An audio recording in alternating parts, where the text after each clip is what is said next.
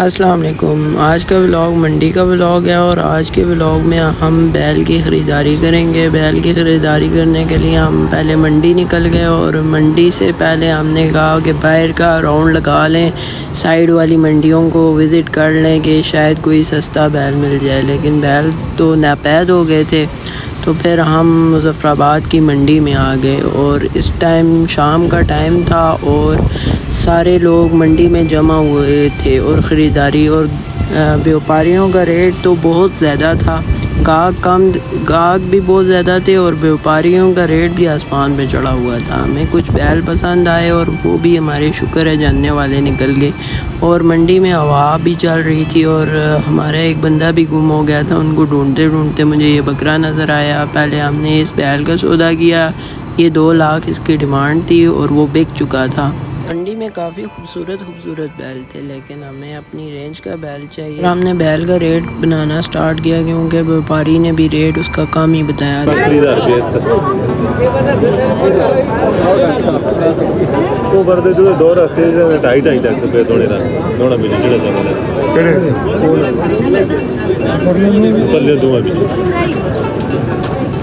अरे ये भाई जानने वाले निकल आए थे और इस वजह से उन्होंने हमें ये सफ़ेद और ग्रे बैल का उन्होंने हमें मुनासिब ही बताया था, क्योंकि हमने उनको पहले ही अपनी रेंज बता दी थी कि हमारी रेंज 230 तक है।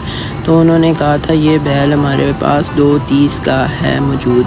ब्लैक वाले का हमें 3 लाख लास्ट बता दिया था और इसका छोटे ब्लैक का 2.5 लाख बता दिया था। और फिर उनके साथ हमारी काफ़ी बहस चलती रही कि हमें थोड़ा मुनासिब कर दें। ब्लैक वाला पहले हमारा दिल कर रहा था कि वो ले लें, फिर हमने कहा नहीं, सफ़ेद वाला थोड़ा धुंधा भी है और खूबसूरत भी है। कुर्बानी का मतलब ये होता है कि जो आपको चीज़ दिल से पसंद आए आप उसकी कुर्बानी करें। फिर इसने हमें ब्लैक वाला बड़ा ब्लैक निकाल के बताया कि आपको जो पसंद आता है आप वो रख लें। इस ब्लैक वाले का इन्होंने 3 लाख बताया था हमें।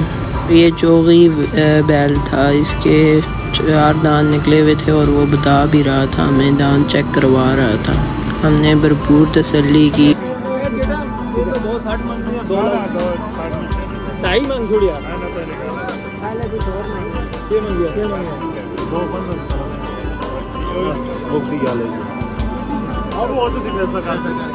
देख सकते हैं उसने उसका सफ़ेद वाले का 260 में बोल दिया था, लेकिन पहले इस बंदे ने ये जो पर्पल कमीज़ में है इसने हमें 215 बता दिया था लास्ट। बस इससे कम वो कह रहा था हम नहीं दे सकते, इससे कम हमारी ख़रीद ही नहीं बनती और हमें भी चाहिए कि 10-15 हज़ार अपना कमीशन रखें और इससे कम हम नहीं दे सकते। हमारी था कि हम 2 लाख का ले लें उससे बैल। ये काफ़ी डिस्कशन के बाद हमारा सौदा उससे डन हो गया।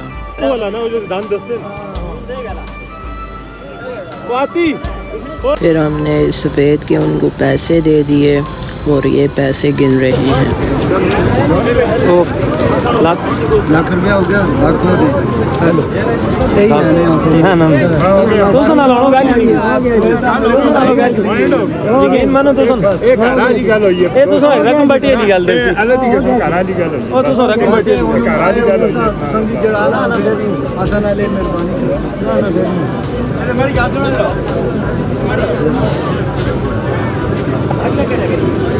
गिनती करो ने सो खर्चन का टोर एक 10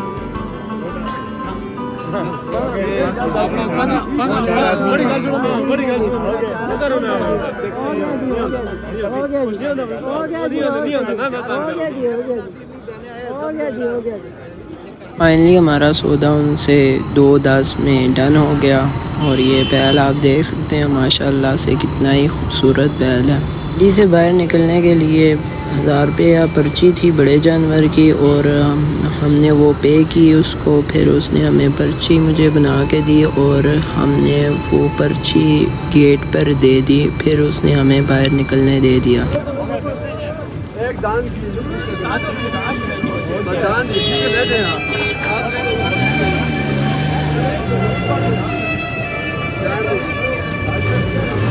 बैल को घर चला के लेके आए क्योंकि मंडी और हमारे घर का रास्ता थोड़ा सा कम ही है इतना डिस्टेंस नहीं है। और जब हम बाहर निकल रहे थे तो हर कोई बंदा हमसे रेट पूछ रहा था। ये गाड़ी वाला तो रुक ही गया था कि हम शायद सेल कर रहे हैं, तो हमने 2.10 उसको बताया था। तो सारे जो कह रहे थे कि माशाल्लाह से बहुत अच्छा सौदा आपने किया है।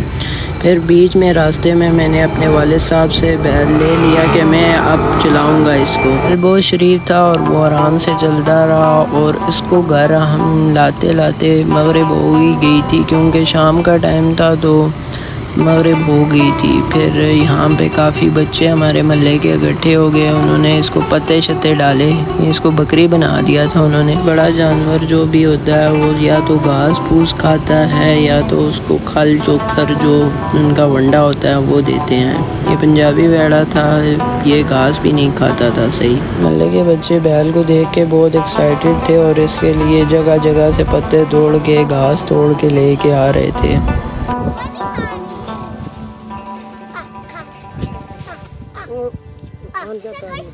वो आज छोड़ दो इसको।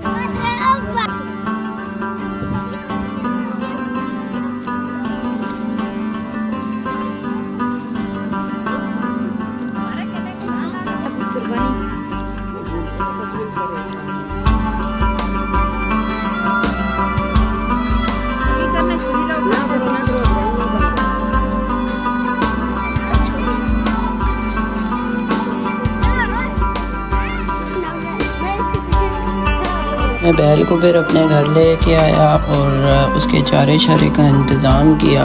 मैं फिर चारे के लिए मंडी चला गया ताकि उसका चारा ला सकूं, और उसको मैं घर रस्सी के साथ बांध के चला गया। तो जब मैं चारा लेने मंडी पहुंचा तो ग्राहक ज़्यादा और माल बहुत कम था। मतलब बड़े बैल तो थे ही नहीं, और जो थे भी तो बहुत उनका रेट हाई था। तो मैंने अल्लाह का शुक्र अदा किया और चारा लेके घर पहुंचा और बैल को चारा दिया। इसकी वीडियो इधर तक ही है। मिलेंगे आपसे अगली वीडियो में। अभी के लिए अल्लाह हाफिज़।